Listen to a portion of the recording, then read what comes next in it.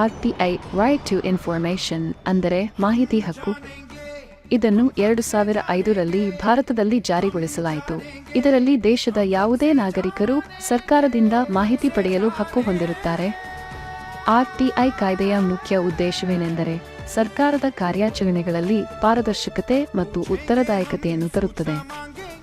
RTIನ ಪ್ರಮುಖ ಲಕ್ಷಣಗಳು: 1. ಹಕ್ಕು: ನಾಗರಿಕರಿಗೆ ಸರ್ಕಾರದ ಕಾರ್ಯವಿಧಾನಗಳು, ನಿರ್ಧಾರಗಳು, ಯೋಜನೆಗಳು ಮತ್ತು ವೆಚ್ಚದ ವಿವರಗಳ ಬಗ್ಗೆ ಮಾಹಿತಿ ಪಡೆಯಲು ಅವಕಾಶ ನೀಡುತ್ತದೆ. 2. ಸುರಕ್ಷತೆ: ಸಾರ್ವಜನಿಕರಿಗೆ ಮಾಹಿತಿ ನೀಡದ ಅಧಿಕಾರಿಗಳ ವಿರುದ್ಧ ಕ್ರಮ ಕೈಗೊಳ್ಳುವ ವ್ಯವಸ್ಥೆ ಇದೆ. 3. ಅರ್ಜಿಯ ವಿಧಾನ: ಅರ್ಜಿ ಮೂಲಕ ಯಾವುದೇ ಸರ್ಕಾರಿ ಇಲಾಖೆಗೆ ಅಥವಾ ಅಧಿಕೃತ ಸಂಸ್ಥೆಗೆ ಅರ್ಜಿ ಸಲ್ಲಿಸಿ ಮಾಹಿತಿಯನ್ನು ಕೇಳಬಹುದು. 4.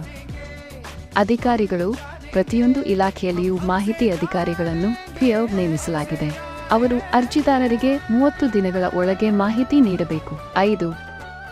ಅಪೀಲು ಪ್ರಕ್ರಿಯೆ: ಅರ್ಜಿದಾರರು ಬೇಡಿದ ಮಾಹಿತಿಯನ್ನು ಪಡೆಯದಿದ್ದರೆ ಅವರು ಮೇಲಿನ ಹಂತದ ಅಧಿಕಾರಿಗೆ ಅಪೀಲು ಸಲ್ಲಿಸಬಹುದು. RTI ನಾಗರಿಕರಿಗೆ ಸರ್ಕಾರದ ಮೇಲೆ ಪಾರದರ್ಶಕ ನಿಗಾ ವಹಿಸಲು ಸಹಕಾರಿಯಾಗಿದೆ.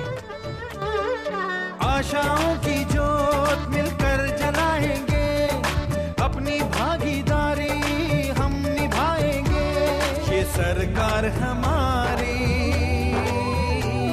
ये देश हमारा है.